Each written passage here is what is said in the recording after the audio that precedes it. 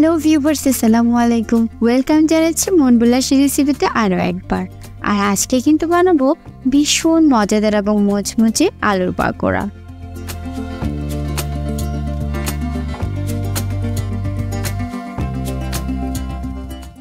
যারা সকালে এবং বিকেলের নাস্তা এই মুচমুচে আলুর পাকোড়া পেতে চান তাহলে কিন্তু আমার ভিডিওটি অবশ্যই ওয়াচ করতে হবে। যারা বিশেষ করে একটু মুচমুচে খাবার পছন্দ করেন তাদের জন্য কিন্তু এই আলুর পাকোড়াটা একদমই বেস্ট। আর আমি আজকে বড় রেসিপির জন্য এই টিপসটাই দেবো কিভাবে আপনি এই আলুর পাকোড়াটাকে মুচমুচে ভাবে তৈরি করে নিতে পারেন। তো এই জন্য আমি প্রথমে দুটো আলু নিয়ে নিয়েছি এবং এই আলু দুটোকে আমি একটি কাটারের সাহায্যে খুব সুন্দরভাবে খোসা ছাড়িয়ে নেব।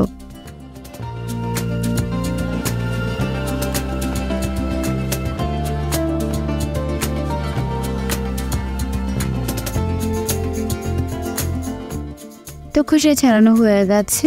এবারে আলুগুলোকে আমি একটি চাকুর সাহায্যে দু সাইড থেকে আমি বাঁকা অংশগুলোকে কেটে দিচ্ছি এবং আলুগুলোকে আমি পাতলা পাতলা করে কেটে নিচ্ছি।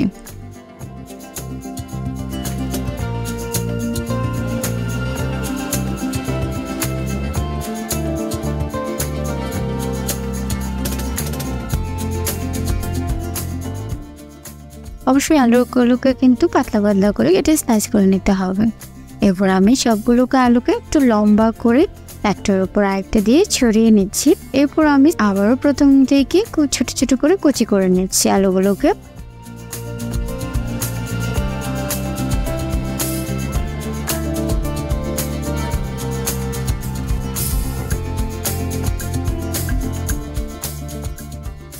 আপনি একটু খেয়াল করলেই কিন্তু বুঝতে পারবেন আমি কিভাবে আলুগুলোকে কুচি করে নিচ্ছি।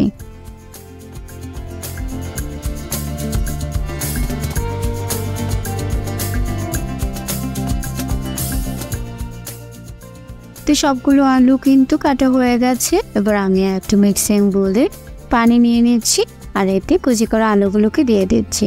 আলুগুলোকে কিন্তু কাটার সাথে সাথে দিয়ে দিতে হবে, নাহলে এটা কালো রং ধরে যাবে। তাই আমি সাথে সাথে দিয়ে এবার খুব ভালোভাবে কষে আলুটা থেকে কালো পানিটা বের করে দিচ্ছি।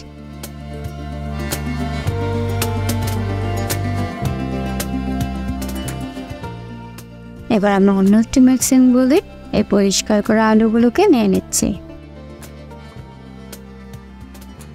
এরপর এর মধ্যে দিয়ে দিচ্ছি অল্প কিছুটা কালো গোলমরিচের গুঁড়ো, দিয়ে দিচ্ছি স্বাদ মতো কিছুটা লবণ,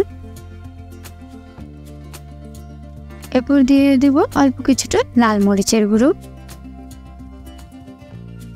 দিয়ে দিচ্ছি 2 টেবিল চামচ কর্নফ্লাওয়ার।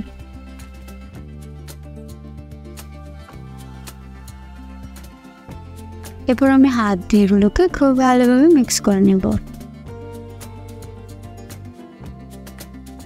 আর এটা মিক্স করার সময় অবশ্যই এমনভাবে মিক্স করতে হবে, কর্নফ্লাওয়ার দিতে হবে যেন এটা আঠালো একটা প্রলেপ হয়। যদি এটা পাতলা হয় তাহলে কিন্তু ভাজার সময় আলুগুলো দিতে ছুটে যাবে। তো দেখতে পাচ্ছ আলুগুলো সবগুলোর সাথে মিক্স করে এভাবে আমি হাত দিয়ে একটা শেপ তৈরি করে নিচ্ছি। এবার আমি প্যানে পর্যাপ্ত পরিমাণে তেল দিয়ে দিয়েছি এগুলো ভাজার জন্য এবং তেলটাকে আমি গরম করে নিচ্ছি। তেলটা গরম হলে এর মধ্যে আমি একটা একটা করে আলুর পাকোড়াগুলোকে দিয়ে দিচ্ছি।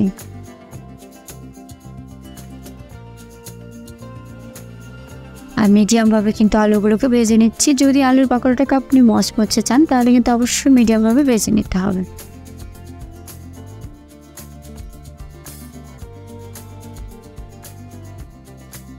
এরপর যখনই আলুটা এক পাশ হয়ে যাবে আমি অন্য পাশটাকে উল্টে দিয়ে সেম ভাবে ব্রাউন করে ভেজে নেব।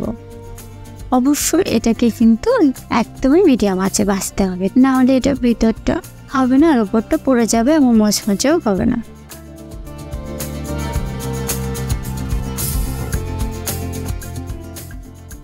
তো দেখতেই পাচ্ছ আলুর পাকোড়াগুলো কিন্তু খুবই সুন্দর একটা কালার চলে এসেছে।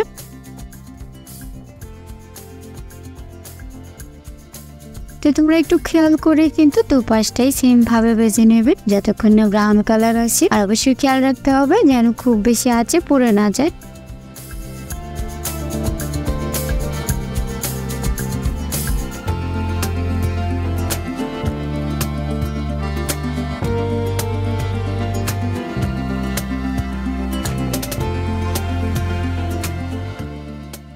তো আমার 2 পাশটি ভাজা কমপ্লিট হয়ে গেছে। এবার আমি ছাঁকনি দিয়ে এগুলোকে তেলে নিচ্ছি আর সার্ভ করে দেখাচ্ছি আলুর পকোড়াগুলো কতটা সুন্দর এবং পারফেক্ট হয়েছে।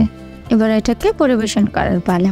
সকাল এবং বিকেলের নাস্তা এটি কিন্তু যে কেউ খুব পছন্দ করে, আর যাদের বিশেষ করে মুচমুচে খাবার পছন্দ তাদের জন্য তো এটা একদমই বেস্ট। আমি দেখাচ্ছি এটা কতটা মুচমুচে এবং পারফেক্ট হয়েছে।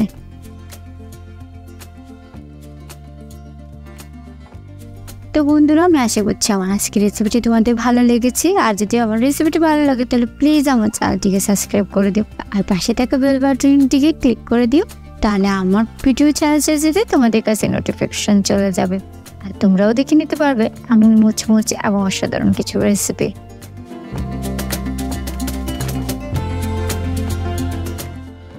আমি আবারও চেষ্টা করব নতুন নতুন এবং সহজ কোনো রেসিপি নিয়ে তোমার সাথে হাজির হতে।